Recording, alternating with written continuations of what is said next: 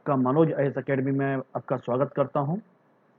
हम लोगों ने जैसा कि आपको अनाउंस किया हुआ था कि हम यूपी पीसीएस प्री परीक्षा के लिए करंट अफेयर्स के एमसीक्यू सीरीज स्टार्ट करेंगे।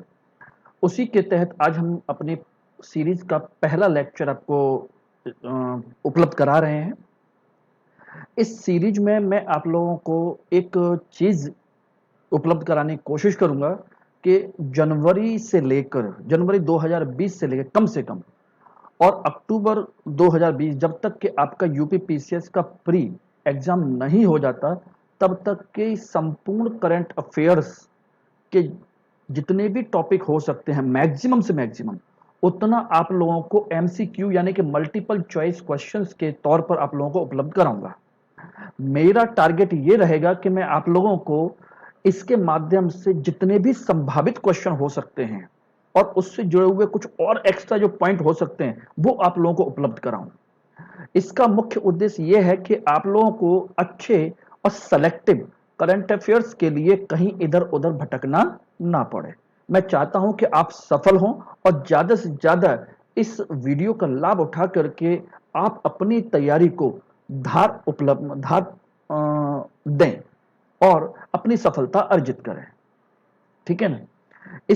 इसमें मैं आप लोगों को दो चीजें उपलब्ध करा रहा हूं। एक, कुछ टॉपिक जो होंगे वो आपके क्वेश्चन आंसर के फॉर्म में और उनके डिटेल एनालिसिस के तौर पर उपलब्ध होंगे, यानी कि उसका विश्लेषण भी उपलब्ध होगा। और दूसरी जो चीजें होंगी, इसमें मैं कुछ आपको लास्ट में कुछ आपको पॉइंटर के तौर पर करंट अफेयर को उपलब्ध कराने की कोशिश करूंगा। उसका मुख्य कारण है कि हम कम समय में ज्यादा से ज्यादा कंटेंट आप लोगों के सामने डिस्कस कर सकें और आप लोग उसको हैंड टू हैंड याद कर सकें। क्लियर? तो ये मेरा एक उद्देश्य आप लोगों के सामने रहेगा, यानी कि एक ही लेक्चर में हम ज्यादा से ज्यादा कंटेंट आप लोगों को उपलब्ध करें और आप लोग उसको तैयार करते जाएं। मैं चाहता हूं कि बस आपके क्वेश्चन ज्यादा से ज्यादा उसमें सॉल्व हों और मैं चाहता हूं कि करंट अफेयर कोई क्वेश्चन आप लोगों का आपके रेंज से बाहर ना जाए। ठीक है? क्योंकि अब जो आपका पेपर है यूपीपीसीएस का या आईएएस का, वो आपका करंट बेस्ड ज्यादा रहता है। और ध्यान रखिएगा, ये मैं यूपीपीसीएस के दृष्टिकोण से बना जरूर रहा हूं, लेकिन ये आपके आईएएस के लिए भी उतना ही महत्वपूर्ण होगा। ठीक? चलिए, आज इसका पहला सीरीज हम लोग स्टार्ट करते हैं। आप लोग इसको देख सकते हैं। चलिए देखिए, पहले पेज पर मैंने दो क्वेश्चन आप लोगों को उपलब्ध कराए हैं। क्वेश्चन नंबर 1, भारत सरकार की योजना देखो अपना देश श्रृंखला के तहत आध्यात्मिक त्रिकोण में शामिल हैं कौन? कौन शामिल हैं? ऑप्शन ए, गया, सारनाथ, कौशाम्बी, यानी ये बौद्ध धर्म से संबंधित हैं। अयोध्या, चित्रकूट, प्रयाग, ये आपके भगवान राम से संबंधित हैं। महेश्वर, मांडू, ओंकारेश्वर, ये भगवान शिव के से संबंधित हैं। मथुरा, वृंदावन और गोवर्धन, ये आपके भगवान कृष्ण से संबंधित हैं। क्लियर? यानी कि ये चार आपके प्रमुख ऑप्शन है। अब इनमें से सही आंसर क्या है, ये हम अगले पेज पर विश्लेषण के साथ इसको देखेंगे। पहले मैंने आपको क्वेश्चन डिस्कस कर दिया है। ठीक है ना? इसको ध्यान रखिएगा। ठीक? और ये जो क्वेश्चन है ये आपके आर्ट एंड कल्चर के तहत इसमें शामिल होता है, करंट के तौर पर। ठीक? दूसरा क्वेश्चन है आपका ज्योत्सना भट्ट, एक महिला है। ज्योत्सना भट्ट का संबंध है कि वह संगीतकार हैं, वह सिरेमिक कलाकार हैं, वह चित्रकार हैं और डी साहित्यकार हैं। इनमें से कौन सा ऑप्शन सही है? ये दोनों क्वेश्चन के ऑप्शन आपके सामने हैं। अगर आप लोगों ने इसे संबंधित पढ़ा हुआ है तो आप लोगों को समझ में आएगा, और नहीं पढ़ा हुआ है तो इसको आप आंसर देख सकते हैं। चलिए इसके आंसर पर हम लोग चर्चा करते हैं। ये रहा, देखिए क्वेश्चन नंबर 1।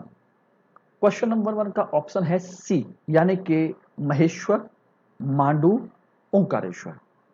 यह पर्यटन मंत्रालय की 18 जुलाई को एक वेबिनार का आयोजन किया गया था। वेबिनार मतलब एक ऑनलाइन प्लेटफॉर्म के तहत एक मीटिंग की तरह होता है, जिसमें मध्य प्रदेश के आध्यात्मिक त्रिकोण महेश्वर, मांडू, ओंकारेश्वर पर बल दिया गया था। क्लियर? महेश्वर, मांडू और ओंकारेश्वर, इसको ध्यान रखिएगा, यानी कि भगवान शिव से संबंधित। यह श्रृंखला जो वेबिनार की श्रृंखला है, यह एक भारत और श्रेष्ठ भारत के तहत सांस्कृतिक विविधता के लिए शुरू की गई है, यानी कि इसमें सांस्कृतिक विविधता पर बल दिया गया है। अब बात आती है कि इन तीनों का महत्व क्या है, इसको समझ लीजिए। महेश्वर को महिष्मति भी कहा जाता है और यह एक शिव स्थल है इंदौर के पास, जिसकी चर्चा रामायण और महाभारत में भी की गई है। और सबसे महत्वपूर्ण चीज यह है कि यह होलकर शासकों की प्रारंभिक राजधानी थी। देखिए, होलकर की राजधानी तो इंदौर थी, लेकिन उससे पहले भी महिष्मति या महेश्वर भी उनकी राजधानी रही है। मे बी कि आपके इतिहास में एक क्वेश्चन पूछ लिया जाए कि होलकर शासकों की प्रारंभिक राजधानी कौन सी थी, और हो सकता है महेश्वर न देकर के महिष्मति दिया हो। क्लियर है। दूसरा है मांडू, मांडवगढ़ या सादियाबाद भी कहते हैं, और इसे आनंद का शहर भी कहा जाता है। आनंद का शहर भी कहा जाता है। यानी क्वेश्चन पूछा जा सकता है कि आनंद का शहर निम्न में से किसे कहते हैं। चार ऑप्शन हो सकते हैं, कौन है। ठीक।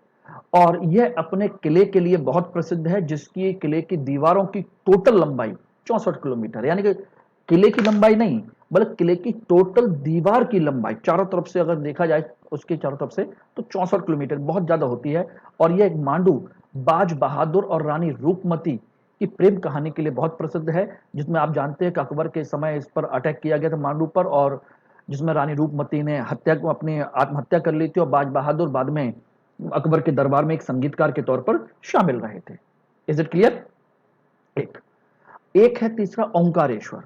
ओंकारेश्वर को 33 देवताओं का शहर भी कहा जाता है, और यहां पर 108 शिवलिंग पाए जाते हैं। क्लियर है, यानी कि इसके शिवलिंग के मंदिर। और एक सबसे महत्वपूर्ण चीज, मोस्ट इंपॉर्टेंट यह है कि पूरे भारत में एकमात्र ज्योतिर्लिंग कहां पाया जाता है, ओंकारेश्वर में। इसको याद रखिएगा, कहां पर, ओंकारेश्वर। क्लियर है। चलिए क्वेश्चन नंबर बी, लोग 2, उसका ऑप्शन है बी, या ज्योत्सना भट्ट। ज्योत्सना भट्ट या मृत्तिका कला या सिरेमिक आर्ट के विशेषज्ञ हैं। सिरेमिक आर्ट जानते हैं, घर में आपके जो फूलदान होते हैं या मर्तमान होते हैं, जो जिन पर डिजाइन बनी होती है, उनको कहा जाता है। उसकी चीनी मिट्टी के बर्तन को हम सिरेमिक आर्ट के तौर पर काउंट करते हैं। ठीक है ना, उसकी विशेषज्ञ हैं। और ये हाल फिलहाल में चर्चा में इसलिए रही कि 11 जुलाई 2020 को इनकी मृत्यु हुई, और यह मांडवी, कच्छ, गुजरात से संबंधित है। क्लियर है। आई थिंक अब आपको ये दोनों चीजें याद हो गई होंगी, और इसके एक एक पॉइंट को याद रखिएगा। चलिए नेक्स्ट क्वेश्चन की ओर मूव करते हैं। क्वेश्चन नंबर 3, एक नया समझौता says, south Asia group of energy, किस किस के बीच हुआ है।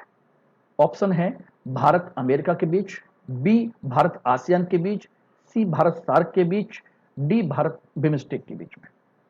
तो देखिए कि चारों ऑप्शन में भारत एक कॉमन देश है, और बाकी जो है कौन कौन से हैं, तो आप लोग कॉमन सेंस लगा सकते हैं, south Asia group of energy. अब साउथ एशिया से जिसमें जुड़ा हुआ कौन कौन है, वो हम आगे चर्चा करेंगे कि समझौता किसके बीच में है। लेकिन अगर आप थोड़ा बहुत कॉमन सेंस लगाने की कोशिश करेंगे तो इसका आंसर आप भारत सार्क देंगे। अब सही आंसर क्या है हम आगे चर्चा करते हैं। ठीक है ना। क्वेश्चन नंबर 4, कूर्म क्या है। जनरली हम देखें तो कूर्म अवतार की हम लोग चर्चा सुनते हैं, मत्स्य अवतार, कूर्म अवतार, यानी कि कच्छप अवतार यानी कछुआ। अब बात आती है कि कूर्म क्या है। तो एक प्रकार से देखा जाए तो एक विशेष प्रकार का कछुआ, बी कछुआ संरक्षण मोबाइल ऐप, सी समुद्री जीव संरक्षण कार्यक्रम, और डी जीव संरक्षण कोष। ये 4 ऑप्शन हैं। अब इसमें इनके विश्लेषण देखते हैं क्या क्या हो सकता है।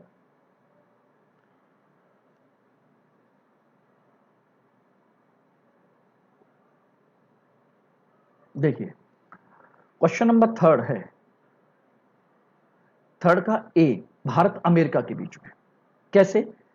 भारत का जो नवी और पुनर्नवीकृत ऊर्जा मंत्रालय जो है, रिन्यूएबल एनर्जी मिनिस्ट्री, वो और अमेरिका की यूएस एड एजेंसी, यानी कि United states agency for international development, अंतरराष्ट्रीय विकास की एजेंसी है, उनके बीच का एक समझौता है, इंडो यूएस रिलेशन पर है। यूएस एड क्या करता है, यूएस एड इस समझौते के तहत भारत को तकनीकी उपलब्ध कराएगा, तकनीकी सहायता उपलब्ध कराएगा, किसके लिए, स्वच्छ ऊर्जा के लिए, क्लीन एनर्जी के लिए।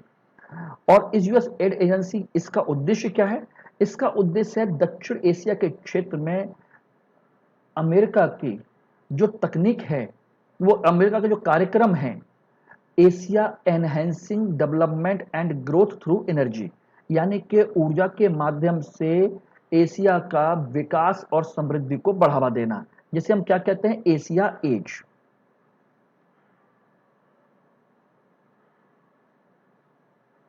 एशिया एज कार्यक्रम को बढ़ावा देना है, यानी ऊर्जा के माध्यम से एशिया के विकास पर बल देना है। ये यूएस एड का एक मुख्य उद्देश्य है। क्लियर? दूसरा है अगला question, question 4B, ITCAN Indian turtle conservation action network ने इसे विकसित किया है, यानी कि ये क्या है, एक मोबाइल आधारित ऐप है। किसके लिए? टर्टल कंजर्वेशन, यानी कि कछुआ के संरक्षण के लिए। इसका मुख्य उद्देश्य क्या है? भारत में कछुओं की प्रजातियों को पहचान करना और उनका डाटाबेस तैयार करना। क्लियर? ये उनका उद्देश्य है, उनका डाटाबेस तैयार करना। और अभी तक इसमें कछुओं की 29 प्रजातियों को शामिल कर लिया गया है। तो किसने डेवलप किया ये मोबाइल ऐप? ITCAN ने। क्लियर? चलिए इसको देखते हैं। अगला क्वेश्चन है क्वेश्चन नंबर 5। क्वेश्चन नंबर 5 है, राबरी, भारवाड़, चारण जातियों का संबंध है किस राज्य से? ऑप्शन ए महाराष्ट्र, छत्तीसगढ़, उड़ीसा और डी गुजरात। रावरी, भारवाड़ और चारण जातियां हैं, इनका संबंध किस राज्य से है? इसका विश्लेषण अभी देखेंगे। और question number 6, solar orbiter mission कार्यक्रम है किस किस के बीच का? Option A European space agency NASA, यानी कि ईएसए और नासा के। दूसरा है इसरो और नासा का। सी है रूसी अंतरिक्ष एजेंसी और नासा का। डी है जापान अंतरिक्ष एजेंसी और नासा का। क्लियर? तो ये 4 ऑप्शन हैं, इनके माध्यम से देख सकते हैं कि क्या क्या है, कैसे कैसे है। चलिए इसका विश्लेषण करते हैं एक एक करके।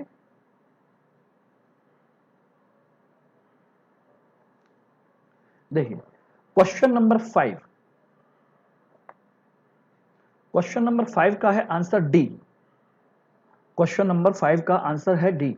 राबरी, भारवाड़ और चारण जातियां, यानी कि एक तरीके से जातियां नहीं बल्कि ट्राइब्स हैं, शेड्यूल्ड ट्राइब्स, एसटी जनजातियां हैं, गुजरात के गिर क्षेत्र में से संबंधित हैं और इन्हें 29 अक्टूबर 1956 को एसटी में घोषित किया गया था। 29 October 1956 they were declared in scheduled tribes as a scheduled tribes. Clear? अभी रिसेंटली इनके विकास के लिए 8 जुलाई 2020 को भारत सरकार ने इनके लाभार्थियों, यानी इन जनजातियों के लाभार्थियों को चिन्हित करने के लिए 5 सदस्यीय आयोग का गठन किया है। 5 सदस्यीय आयोग का गठन किया है गुजरात सरकार ने, 5 सदस्यीय आयोग। इसका उद्देश्य क्या है? आदिवासियों के संवैधानिक अधिकारों की रक्षा करने के लिए, कॉन्स्टिट्यूशनल राइट्स को प्रोटेक्ट करने के लिए। Is it clear? अब बता दीजिएगा आदिवासियों के अधिकारों की रक्षा करने के लिए क्यों, जबकि संविधान में प्रावधान है, सारी चीजें हैं, तो फिर क्यों? एक्चुअली में इन क्षेत्रों में बाहर के अन्य लोग भी आकर के बस गए और वो इनके बीच में घुल मिल गए। अब चूंकि इन जनजातियों को लाभ मिलता है तो वो भी इनके माध्यम से लाभ लेने की कोशिश कर रहे हैं, जिसकी वजह से इन जनजातियों को असली लाभ नहीं मिल पा रहा। बात क्लियर? यानी दूसरे लोग इसका लाभ ले जा रहे हैं, इनको लाभ वास्तविक तौर पर नहीं मिल पा रहा। इसीलिए आयोग का गठन किया गया है कि असली जो लोग हैं, असली राबरी, भारवाड़ और चारण जनजातियों के जो लोग हैं, उनको पहचान करना, उनके संवैधानिक अधिकारों की रक्षा करके उनके अधिकारों को उपलब्ध कराना है। क्लियर? ये इसका उद्देश्य है। इसके लिए ही आपका 5 सदस्यीय आयोग गठित किया गया था। आंसर क्लियर हो गया? और अगला क्वेश्चन है क्वेश्चन नंबर 6 का ए, सोलर ऑर्बिटर मिशन। यह ईएसए यानी कि यूरोपियन स्पेस एजेंसी और नासा का संयुक्त कार्यक्रम है, जिसके तहत इस ऑर्बिटर मिशन को फरवरी 2020 में प्रक्षेपित किया गया था। और अभी हाल ही में मध्य जून में यह सूरज के सबसे नजदीक पहुंचने वाला ग्रह बन गया था, प्राकृतिक क्यों, कृत्रिम उपग्रह। और वहीं से उसने उस सूरज का सबसे नजदीक का चित्र खींचा पहली बार। क्लियर है? और उसकी डिस्टेंस कितनी थी? 18 मिलियन माइल। ये बहुत बड़ी चीज है। इसलिए सोलर ऑर्बिटर मिशन बाहर के सूरज के बाहर की क्षेत्र और इन सारी चीजों का उसने चित्र खींचा और उसका अध्ययन करने की कोशिश की है। क्लियर है? चलिए अगला देखते हैं, अन्य महत्वपूर्ण तथ्य, जो कि मैंने आप लोगों को कहा था कि इसमें मैं कुछ अन्य चीजों को भी शामिल करूंगा, जिसमें जो वन लाइनर क्वेश्चन होते हैं वो आपके तैयार होते चले जाएं और आप लोगों को ज्यादा से ज्यादा कंटेंट मिल सके। और चूंकि देखिए सभी टॉपिक पर, सभी पॉइंट्स पर आपका क्वेश्चन तैयार करना बहुत मुश्किल होता है और उसका जरूरत भी नहीं होती, फिर भी वन लाइनर कुछ ऐसी चीजें होती हैं जिनको हम सीधा सीधा याद कर सकते हैं। ठीक, तो इसके तहत देखिए, सबसे पहले अगस्त में इसरो अमेजोनिया 1 के नाम से एक उपग्रह लॉन्च करेगा, जो कि पृथ्वी के अवलोकन के लिए काम आएगा। ये उपग्रह किस देश का है? तो नेचुरल सी बात है, अमेजोनिया अमेजन से संबंधित है, और अमेजन कहां पर है? ब्राजील में, इसलिए ये ब्राजील का है उपग्रह है। क्लियर है? ध्यान रखिएगा। एक है अपस्टार 6D, उपग्रह लॉन्च किया किसने? चाइना ने। ये आपका ऑप्शन है, चाइना ने। और ये किससे संबंधित है? ये आपके ब्रॉडबैंड कनेक्टिविटी और तमाम तरह की चीजों के लिए है। क्लियर? एक है बिम सुरबियर। बिम सुरबियर प्रसिद्ध फुटबॉल खिलाड़ी की हाल ही में मृत्यु हुई है। ये किस देश से संबंधित है? नीदरलैंड। अब ये देश भी पूछा जा सकता हो सकता है कि बिम सुरबियर किस से संबंधित जुड़ा हुआ व्यक्ति है, तो वो फुटबॉल खिलाड़ी है। किस खेल से संबंधित है या किस क्षेत्र से संबंधित है, तो आप याद रख सकते हैं। इधर से भी पूछा जा सकता है, इधर से भी पूछा जा सकता है। क्लियर? अगला टॉपिक क्वेश्चन है, मोहन बागान लाइफ टाइम अचीवमेंट अवार्ड किसे दिया गया है? अशोक कुमार एक प्रसिद्ध हॉकी खिलाड़ी है, उनको। ध्यान रखना, अशोक कुमार हॉकी खिलाड़ी। ध्यान रखना, मोहन बागान जो है एक फुटबॉल क्लब है। क्या है? Football club. लेकिन ये पहली बार अपना लाइफ टाइम अचीवमेंट अवार्ड एक हॉकी खिलाड़ी को देता है, इसलिए कंफ्यूज मत होइएगा। क्लियर है? हॉकी खिलाड़ी को, जबकि ये मोहन बागान एक क्या है? फुटबॉल क्लब है। ध्यान रखना, क्वेश्चन पूछा जा सकता है मोहन बागान का संबंध किस खेल से है? फुटबॉल से। ठीक, अगला क्वेश्चन है, उत्तर प्रदेश सरकार ने विकास दुबे प्रकरण, जिसके अभी एनकाउंटर हुआ, उससे पहले अपने बिकरू गांव में कितने 8 पुलिस वालों को मार दिया था, इन सब चीजों की जांच के लिए उत्तर प्रदेश सरकार ने कमेटी गठित की, बिकरू हत्याकांड के लिए और विकास दुबे प्रकरण के लिए, एनकाउंटर के लिए नहीं, उससे पहले अन्य चीजों के लिए जो उसने किया था, उसकी जांच के लिए किसके अंतर्गत गठित की है? और इसके लिए गठित किया है न्यायमूर्ति शशिकांत अग्रवाल को। ध्यान रखना, ये रहे। अगला क्वेश्चन है, मानव अधिकारों पर कोविड-19 यानी कोरोना के प्रभाव का अध्ययन के लिए एक समिति गठित की गई, किसकी अध्यक्षता में? Doctor KS. Reddy. Reddy laboratory आप जानते हैं मेडिकल के क्षेत्र की बहुत बड़ी कंपनी है, ठीक है, उसी के हेड हैं doctor KS. Reddy. I think, confirm नहीं है, बट एक बार चेक कर लीजिएगा, मुझे यहाँ तक याद आ रहा है। तो रेड्डी कंपनी से जुड़े हुए डॉक्टर के.एस. रेड्डी हैं, उन्हीं के अधीन मानव अधिकारों पर कोरोना के प्रभाव के अध्ययन के लिए कमेटी गठित की गई है। ये एक याद करने का एक तरीका भी हो सकता है, रेड्डी मेडिकल के क्षेत्र में। क्लियर? अगला इस क्वेश्चन है, गोधन न्याय योजना शुरू की है किसने? छत्तीसगढ़ सरकार ने। गोधन न्याय का मतलब है जो पशुपालक हैं उनके पशुओं का जो गोबर वगैरह होता है, खासकर गाय और भैंस का, उनका जो गोबर है उसको छत्तीसगढ़ सरकार 2 रुपए पर केजी के हिसाब से खरीदेगी, जिससे कि उन लोगों की आमदनी हो सके और उन लोगों का विकास हो सके। क्लियर? इसके लिए एक है मागरी मोटापुंग वेटलैंड, आर्द्र भूमि है, ठीक। मागरी मोटापुंग ये कहां पर है? असम और अरुणाचल प्रदेश के बॉर्डर पर। ध्यान रखना, असम में देख रहे हैं कि एक बायोस्फीयर रिजर्व है डिब्रू सैखोवा, और अरुणाचल प्रदेश का है देहांग देवांग। ये 2 बायोस्फीयर रिजर्व के बॉर्डर पर ही है आपका मागुरी मोटापुंग वेटलैंड। क्वेश्चन पूछा जा सकता है मागुरी मोटापुंग वेटलैंड कहां पर है, या मागुरी मोटापुंग क्या है, वेटलैंड है। Is it clear?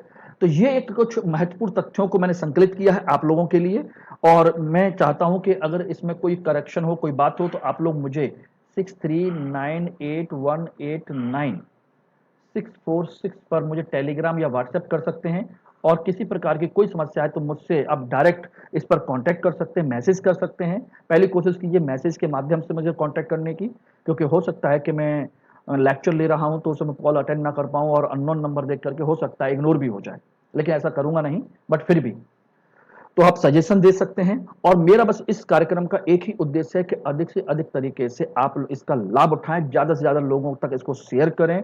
आप खुद सब्सक्राइब करें, शेयर करें, लाइक करें, और जो हमारा जो यूट्यूब चैनल की बेल आइकन है उसको जरूर प्रेस करें, जिससे कि आपको जब भी वीडियो अपलोड किया जाए आपको तुरंत सूचना मिले। क्लियर? चलिए, इसी के साथ मैं आप लोगों को ऑल द बेस्ट। इस पॉइंट को, इस कार्यक्रम को आप अच्छे से याद कीजिए, उनका तथ्यों को, और मुझे मोटिवेट करने की कोशिश कीजिए।